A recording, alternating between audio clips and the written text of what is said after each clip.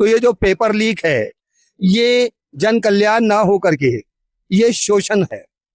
शिक्षा को प्राइवेट करके इतना महंगा कर रखा है कि आम जनता उसको अफोर्ड नहीं कर सकती। क्वालिटी एजुकेशन आता है वो इस्तीफा नहीं देता है तो प्रधानमंत्री की जिम्मेदारी बनती है, क्योंकि जन कल्याण का काम देखने की प्रथम जिम्मेदारी उसकी है। इसके लिए आप जिम्मेदार हैं और आप उस जिम्मेदारी से भागने के लिए कह रहे हैं मैं नॉन पॉलिटिकल हूं, मैं पूज्य हूं, यानी कि आप पूजक हैं।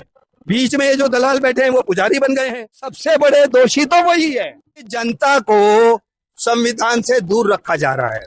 जो खेमा हम आपको दिखा रहे थे तभी से उसी खेमे के एक हिस्से में मैं अभी बैठा हुआ हूँ और यहाँ पर ठीक सामने मेडिकल चेकअप हो रहा है। यहाँ पर आप कब से हैं? मैं असल में कई दिन से आ रहा हूँ, लेकिन ये अनशन पे बैठे हैं, इनके समर्थन के लिए मैं यहाँ बैठा हूँ आज।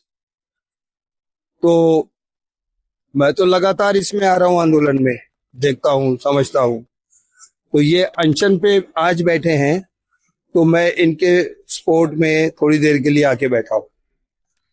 यहाँ पर जो अनशन अभी तक जारी है, लगभग कई दिन बीत चुके अनशन के।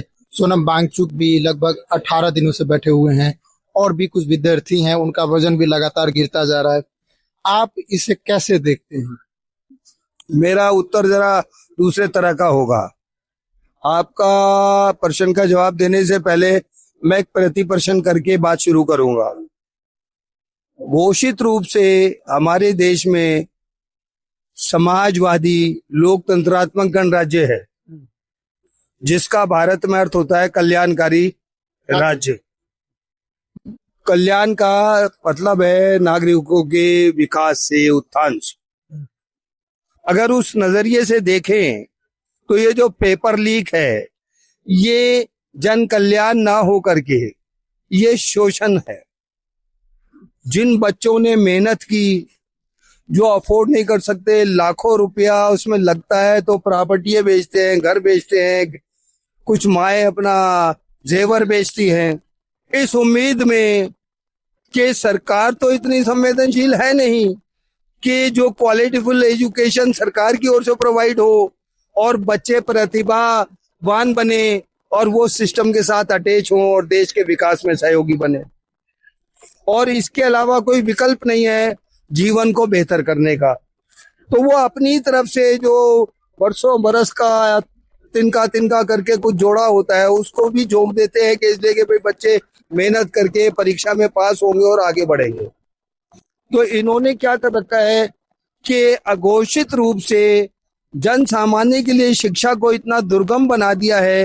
इन्होंने पहले तो इनको उम्मीद नहीं थी कि ये इतना जोर लगा के कोशिश करेंगे, पेपर तक पहुंचेंगे। जब इन्हें लगा कि ये तो भाई आगे आने के लिए ये भी सब कुछ कर रहे हैं, तो इन्होंने इजाद कर लिया पेपर लीक का, उनको रोकने के लिए अघोषित रूप से। और शिक्षा को प्राइवेट करके इतना महंगा कर रखा है कि आम जनता उसको अफोर्ड नहीं कर सकती, क्वालिटी एजुकेशन को। और ये दुस्साहस करके किसी तरह से एग्जाम की तैयारी करते हैं तो उसको लीक कर देते हैं। तो मेरी नजर में ये व्यवस्था की ओर से सोचा समझा नागरिकों के प्रति अपराध है, नागरिकों का शोषण है। तो आपने जो पूछा कि क्या असर है, तो सरकार तो जानबूझ के इस काम को, यानी कि जो इस्तीफा मांगा जा रहा है वो जायज है। आप मंत्री हैं, शिक्षा की जिम्मेदारी आपकी है, आपके फील्ड में, आपके क्षेत्र में, आपके अंतर्गत वो फेलियर है, वो फेलियर नहीं जानबूझ के किया गया है। तो अब अगर उनका इस्तीफा मांगा जा रहा है तो ये हर तरह से नीति सम्मत है। तो इतने दिन भूख हड़ताल पे बैठने की आवश्यकता नहीं थी, उनमें संवेदनशीलता होती तो वो स्वीकार करते, कहते ठीक है कहीं कोई मिस्टेक हुई है तो उसको ठीक करेंगे भाई। और अगर कोई जिम्मेदार है, चाहे मंत्री जिम्मेदार है या उसके नीचे कोई, उसको बाहर करेंगे। तो ये पॉजिटिव रवैया वो नहीं अपना रहे, तो इसका मतलब ये मर भी जाए तो उनके कान पे जू नहीं रेंगते, मतलब वो निष्ठुर हो चुके हैं। तो अब जो असर आपने पूछा, तो मुझे ये लगता है कि इस आदमी की वो आहुति लेने पे तुले हुए हैं। 18 दिन 19 दिन कम नहीं होते, बहुत लंबा। हाँ, तो इस लिहाज से मैं तो इसलिए बैठा हूं कि मैं भी इसी देश में पैदा हुआ हूं और बूढ़ा हो गया। गवर्नेंस का जो भी शोषण है व्यवस्थागत, वो ये एक मुद्दा नहीं है कि साहब ये छात्रों का मसला है। छात्र भी तो एक दूसरे से इंटरकनेक्टेड है, सापेक्ष है ना जीवन हमारा। अगर व्यवस्था का शोषण का वो शिकार हो रहे हैं तो कहीं ना कहीं इनडायरेक्ट हम भी शिकार हो रहे हैं, हमारे बच्चे भी शिकार होंगे और हो रहे हैं। बिल्कुल आप सही कह रहे हैं। मैं वापस एक बिंदु पे चलूंगा। आपने कहा कि हमारा जो देश है, संविधान कहता है कि आप एक लोकतांत्रिक व्यवस्था में हैं और वो कहता है कि हमारा उद्देश्य लोक कल्याणकारी है। लेकिन ये जो नरेंद्र मोदी की सरकार है एज अ प्राइम मिनिस्टर, आप इस मोदी नाम के चेहरे को जो इतना बड़ा बनाया जाता है और वो इतनी छोटी सी बात जो एक जिम्मेदारी की होती है एज अ बड़े लीडर के तौर पे, तो क्या ये नरेंद्र मोदी की सीधे सीधे ये विफलता नहीं है, ये उनकी दुर्बलता नहीं है, या एक इस देश के ऐसे लीडर के तौर पे होना जो आज के समय पे वो काम कर रहा है जो शायद किसी प्रधानमंत्री ने नहीं किया था? जैसे युवा लोग कह रहे हैं कि कॉफिया बाहर जाकर बांटते हैं, 2 6 8 करते हैं, 1 7 8 करते हैं, A+B का होल स्क्वायर कहती है। ये सब जो एज अ प्राइम मिनिस्टर आप नरेंद्र मोदी को ये अभी के समय विफलताओं का किस तरह? देखिए, प्रधानमंत्री के अंतर्गत सारे मंत्रालय हैं, उसके अंतर्गत शिक्षा मंत्रालय भी है, शिक्षा मंत्री भी है। यदि शिक्षा मंत्री या संबंधित कोई भी मंत्री उसके मंत्रालय में अगर कुछ गड़बड़ होती है और वो पॉजिटिव नहीं आता है, वो इस्तीफा नहीं देता है, तो प्रधानमंत्री की जिम्मेदारी बनती है, क्योंकि जन कल्याण का काम देखने की प्रथम जिम्मेदारी उसकी है, क्योंकि वो प्रथम नागरिक है और वो कमिटेड है। संविधान के अंतर्गत देखे तो जन कल्याण करने के लिए पूरी मशीनरी जो है, जो व्यवस्था तंत्र है, वो जन कल्याण के लिए डेडिकेटेड होना चाहिए और निगरानी करना उसकी ड्यूटी है। और अगर वो नहीं कर रहा है तो इसका मतलब पूरी तरह से जिम्मेदारी प्रधानमंत्री की है। दूसरे, ये एक बच्चे का मामला नहीं है, पूरे देश का मामला है, भविष्य का मामला है। सिर्फ उन स्कूल के जो बच्चे हैं, स्टूडेंट हैं, उन्हीं का भविष्य का मामला नहीं है, ये पूरे देश के भविष्य का मामला है। जब हम एक बेहतर नागरिक तैयार नहीं कर सकते तो देश का आगे किस तरह से संचालन करेंगे? तो ये ड्यूटी भी प्रधानमंत्री की है। अभी समझना, एक साजिश गहरी जिसपे आप लोगों को बिल्कुल भी ध्यान नहीं गया और उसने अपने आप को जवाबदारी से बाहर करने के लिए साजिश रची और तुम्हारी आंख में और हमारी आंख में धूल झोंका और हम उस बात को समझ नहीं पाते। वो बताता हूं मैं। वो देश के प्रथम नागरिक की हैसियत से उनका जब प्रथम कर्तव्य है जन कल्याण पे निगरानी रखना और उसको गति देना, तो वो प्रथम नागरिक हैं।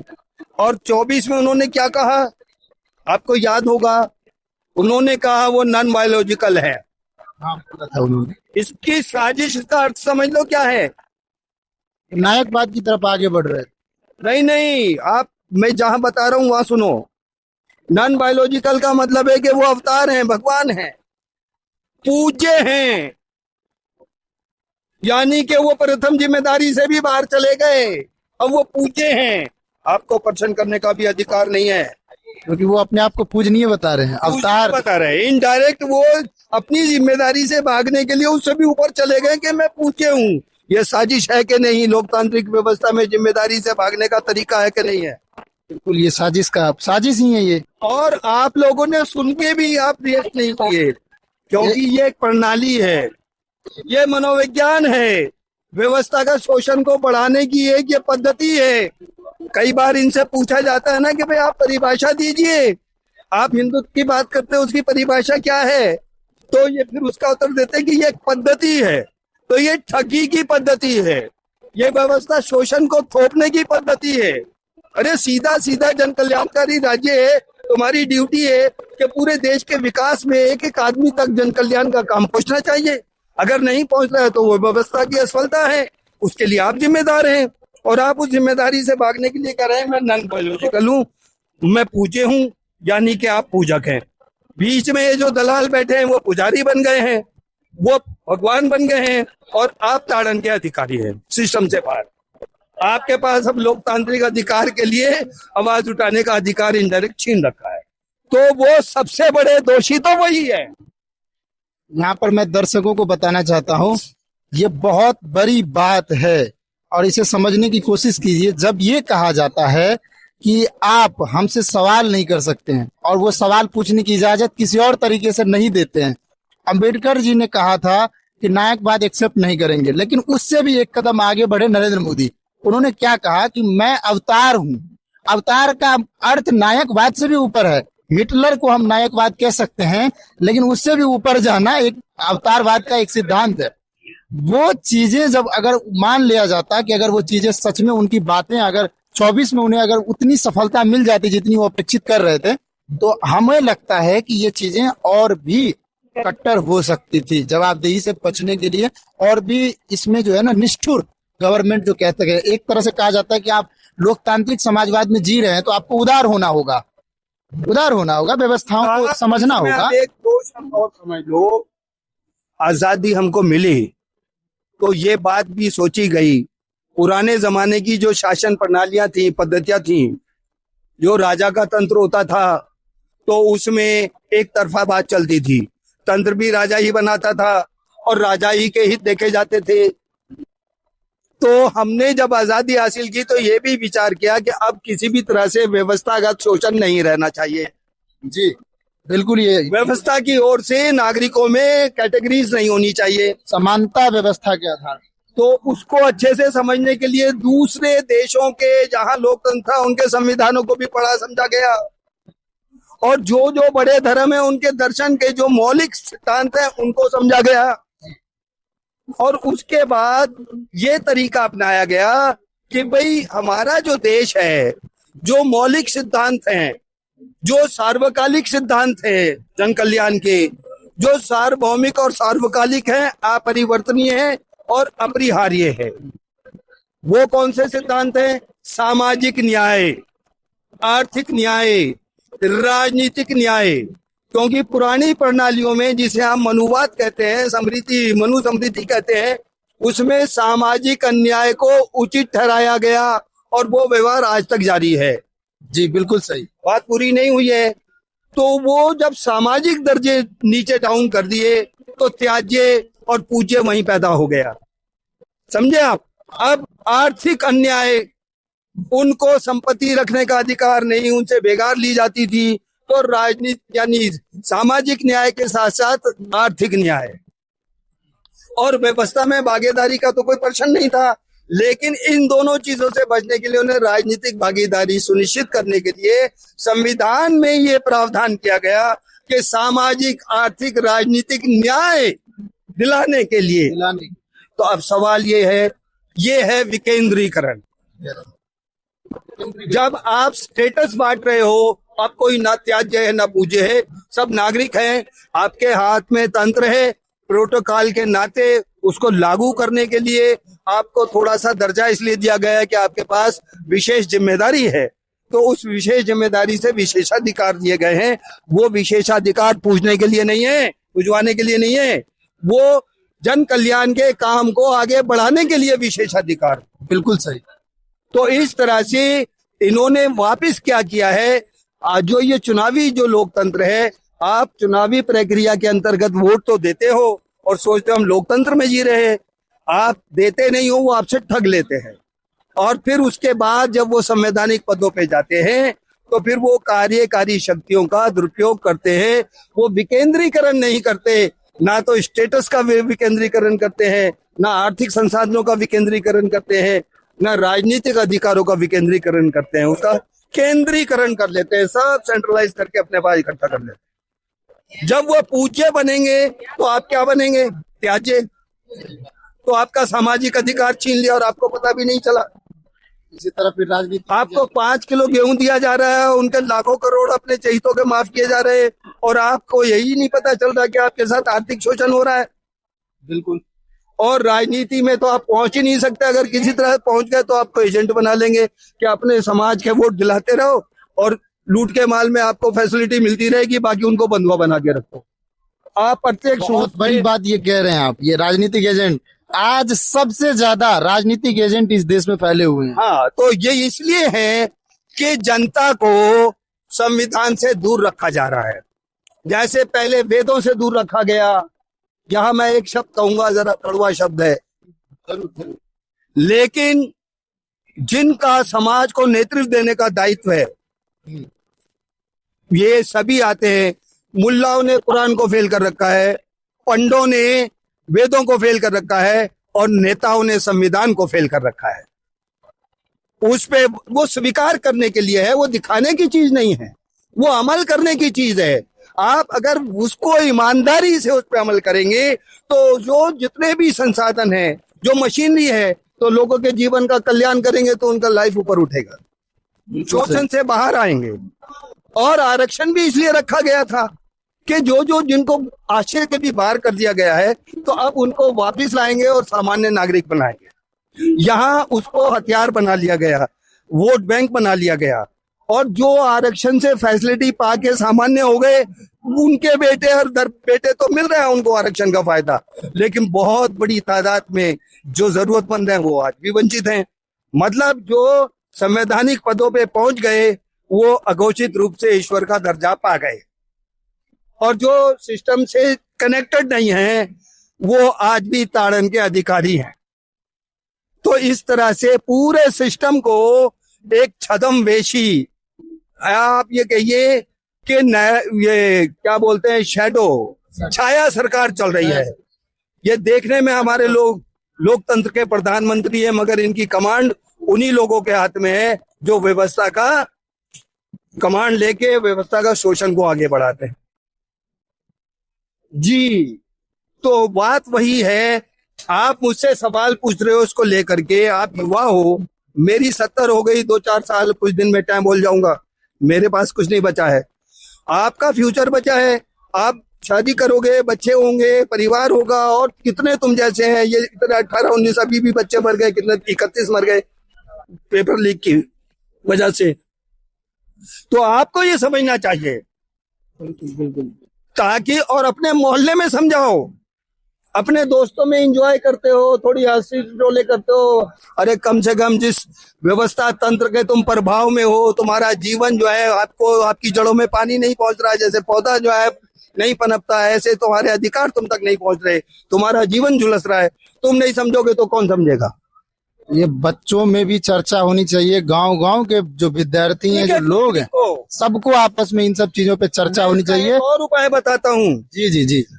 जो पुराने जमाने में जिनको हम अवतार बोलते हैं, देवता बोलते हैं, पैगंबर बोलते हैं, उस जमाने में जनसंख्या तो बहुत कम थी, लेकिन जब समाज में विकृति आ जाती थी तो कोई एक आदमी खड़ा हो जाता था, और वो उनको सब अपग्रेड करके नए इंस्ट्रक्शंस के साथ, नए रूल एंड रेगुलेशन के साथ, यहाँ तक कि अगर ईश्वर की धारणा का भी दुरुपयोग हो रहा है तो उसकी जगह वो ऑप्शनली दूसरा ईश्वर लाके खड़ा कर देता था, शोषण मुक्त व्यवस्था का रास्ता बना देता था। ये बुद्ध ने भी किया। बुद्ध ने जब देखा कि ईश्वर के नाम पे शोषण हो रहा है तो ईश्वर को ही नकार दिया, उन्होंने सम्यक मार्ग, रूल एंड रेगुलेशन, ठीक। तो ये जब वो करते थे, अब उन्होंने एक संहिता बना ली, उसको कहा मैं नहीं बोल रहा, ये ऊपर से आया है, ये आकाशवाणी हुई है, ये वही हुई है, क्योंकि ईगो हट होती है। मैं तुमको बोलूंगा, कहना मान लो, बोले मैं क्यों मानूं? अर्ध चेतना में आप ये भी मानते हो कोई ना कोई है, नहीं भी है तो भी मानते हो।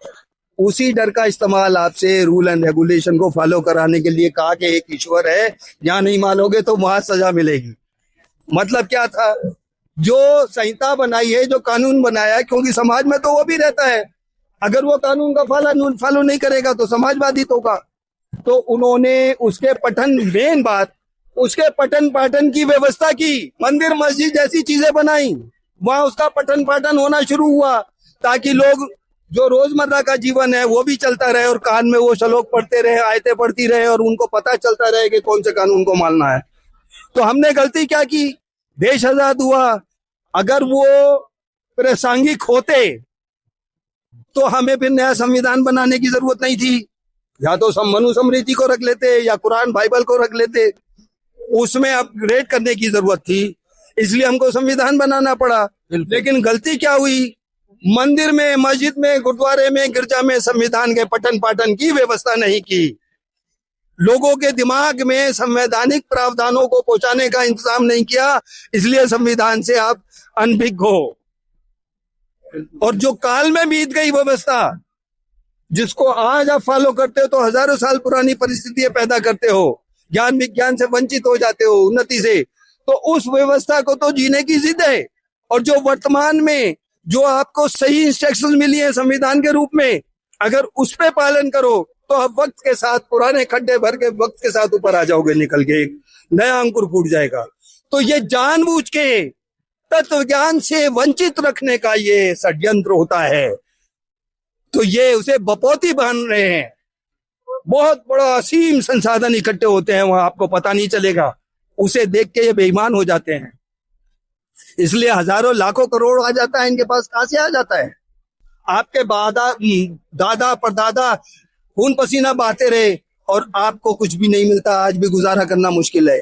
तो वही जिम्मेदार ये सभी है, और वो भी जिम्मेदार हैं जो इनको ये आइडिया दे रहे हैं व्यवस्था हथियाने का।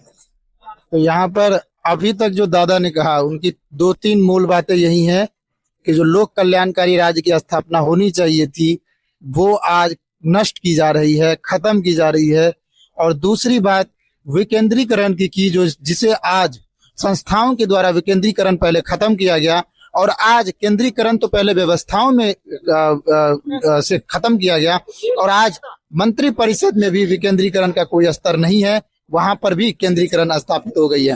तो इस तरह और भी बहुत सारी बातें जो दादाजी ने रखे बहुत महत्वपूर्ण है, और चीजें जरूरत है जो आज के समय पे सारे लोगों को समझने की जरूरत है। और ये बात जो दादा ने कहा है इन्हें समझना चाहिए। और फिर एक बात मैं दोहरा रहा हूं, जितना जरूरी इस देश में किसी वर्ग, जाति या धर्म से होने में नहीं है, उससे ज्यादा जरूरी यह है कि इस देश के संविधान को समझें और इस देश की जो व्यवस्था जो आपको मिली है इसका आप सम्मान करें। तो यही बात दादाजी ने कहा। बहुत बहुत धन्यवाद, आपने इतना सब कहा है और मैं इनको पहुंचाने की। जी जी, देखिए, जब शासक बेईमान हो जाता है तो उससे कोई भी याचना सफल नहीं होती। मैं एक समझा देता हूं, धारणाएं बना रहा हूं, मैं पुरानी धारणाएं तोड़ रहा हूं, संविधान सापेक्ष धारणा बना रहा हूं आपकी। जब ये आड़े टेढ़े तरीके से भी किसी तरह से अपनी जीत घोषित कर देते हैं तो उसका औचित्य ठहराने के लिए क्या बोलते हैं? जनादेश। जनता ने हमको आदेश दिया है। तो इसका मतलब आदेश किसने दिया है? जो मालिक होगा। तंत्र का मालिक कौन है? जन्म तंत्र है तो तंत्र जनता का है, राजा का नहीं है ना। और जनता ने आदेश दिया, हमको वोट दिया है, तो इसका मतलब उनका काम क्या हुआ? सर्वेंट हुए। अच्छा जी, जब संवैधानिक पदों पे पहुंच गए तुम भूल गए कि तुम तंत्र के मालिक हो, यहाँ याचना करने के लिए बैठे हो। आप याचना कर रहे हो, रिक्वेस्ट कर रहे हो, मालिक तो तुम हो ना। तो अब भी आदेश दो कि तुम अगर ठीक से काम नहीं कर रहे हो तो बाहर निकलो, छोड़ो।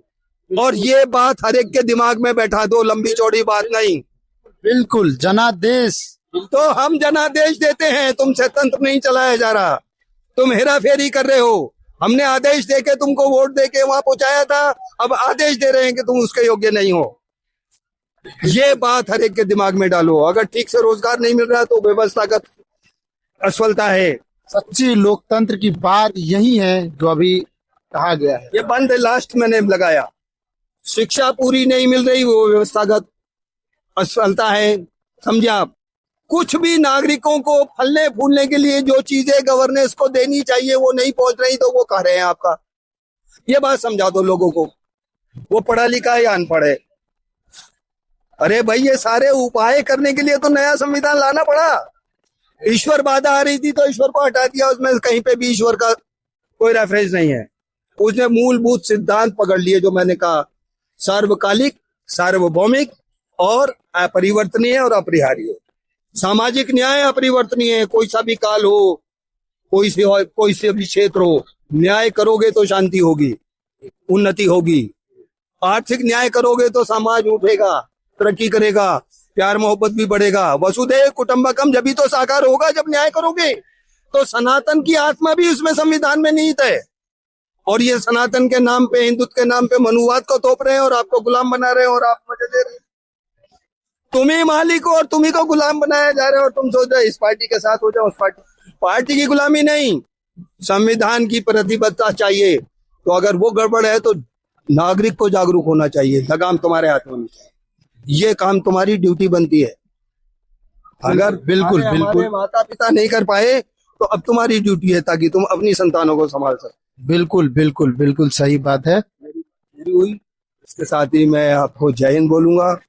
और इसमें कोई धर्म वाली बात नहीं है, धर्म जो है न्याय में है, पूजा बिल्कुल पाठ में बिल्कुल नहीं है। बिल्कुल बिल्कुल कल्याणकारी रेगुलेशन को लागू करने में वास्तविक धर्म है।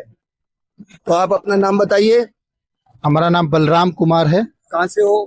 और मैं बिहार से हूँ, लेकिन नई दिल्ली में पढ़ाई कर रहा हूँ। ओके, आप बलराम कुमार, आप मनीष कुमार, आप भी बिहार से हो?